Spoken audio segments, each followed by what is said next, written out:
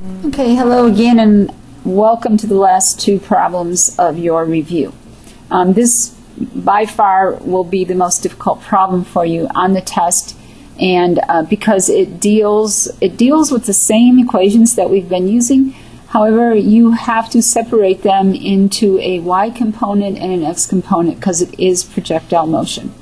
The actual question on the test will be asking you basically the same thing about a moving object, and it'll just ask you what was the initial velocity, which is actually our question number 11. But in order to get to the initial velocity, you have to figure out the time that the object was in the air. So let's take a look at it, and now you're going to see why drawing pictures is incredibly important. So, drawing a picture, we have an object, some kind of projectile that's aimed at a wall, and it has a downward trajectory because we are told that at the point in time that it hits the wall,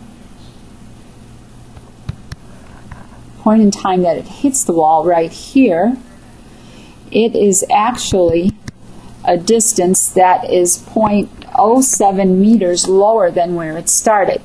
So I'm going to put this on an XY coordinate system, and so this is our X direction here, and this is our Y direction up here.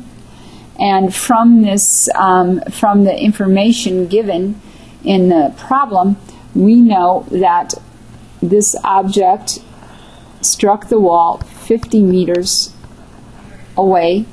It was 50 meters away from where it was first projected, and where it struck the wall was 0.07 meters lower than where it started. So again, in order to answer these questions, anything to do with the projectile, the very first thing you have to do is divide it up into its x and y components. And as I said, the initial question asked you what was the initial velocity, and I believe in the x direction. Well, it has to be in the x direction because the initial velocity was a horizontal velocity. So that means velocity in the x direction. And initial. So we have to put a little 0 there. So again, taking stock of what we have, in the x direction, we're going to say right here at the origin that our original distance was equal to 0 meters, and that our final distance was equal to 50 meters. That we got straight from the problem. Our initial velocity we don't know. That is in fact what is being asked as the final question. But we do know that our final velocity in the x direction is going to be equal to 0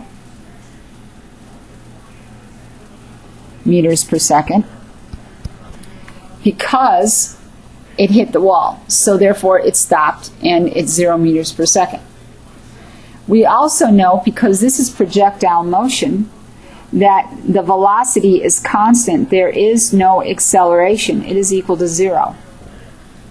So, and remember, in projectile motion, the horizontal component of the velocity, the component in the x direction, is always constant.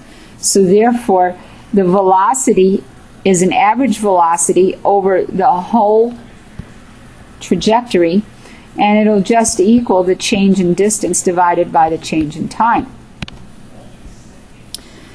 Basically saying that the initial velocity will equal the average velocity in the x direction because that is a constant over the whole period. So if I can get the change in distance, which I do have, that I already know is equal to 50. Your change in distance is the difference between where you started and where you began, so that we know is 50 meters. The problem is I don't know what the change in time is. That is not given to me outright in the problem. So in order to answer this question, which is what you're going to be asked on the test, you first have to figure out the time. And the time will all come from what we know about y, about the motion in the y direction. The reason being is, when you stop and think about it, the only thing that prevents you from staying up in the air is gravitational force, which is pulling you down. So the only thing that determines the time that you're going to stay up in the air is the acceleration due to gravity, and that is all in the y direction. It has nothing to do with the x direction. So let's take a look at what we know about the y direction. I'm going to change my variables so that they show the y direction.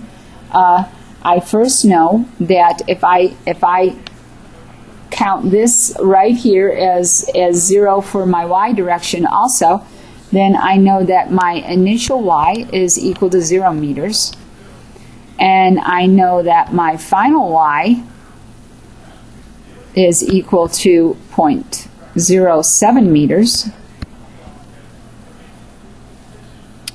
and I know that my acceleration is equal to 9.8 meters per second squared.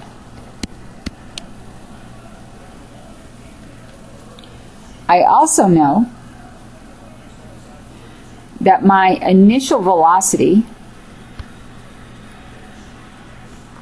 in the y direction is equal to 0 meters per second. And let's think about this. I'm talking about my initial velocity in the y direction. In the y direction, as far as you're concerned, this projectile was just dropped. It's in free fall.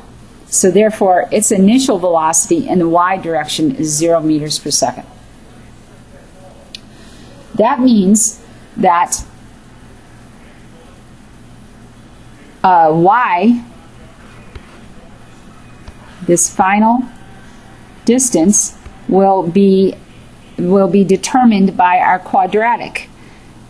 We are looking for time, by the way. Remember this. I should have put that in. We're looking for time. So we have A, our acceleration, we have our initial velocity, we want time, and this y is just our position. So it's going to be y is equal to y0 plus our velocity, initial velocity in the y direction, times t, plus 1/2 at squared. So notice, all I've done, this is our same second equation that you've had before, but instead of x's, I have y's. When I put our numbers in, that's 0.07 is y, is equal to 0. y0 is equal to 0 plus v0, which is equal to 0, times t, plus 1/2 9.8 times t squared. So that just means that 0.07 is equal to 4.9 times t squared, and then the square root of 0.07 divided by 4.9 is equal to t. If you put this in the calculator, that comes out to about 0.12 seconds. So the answer to our first question, how long was the object in motion? That's equal to 0.12 seconds. Now what we have to realize, as I said, was that in the x direction, our velocity is the same until it hits the wall and stops. So the initial velocity in the x direction, x0, is going to equal the average velocity,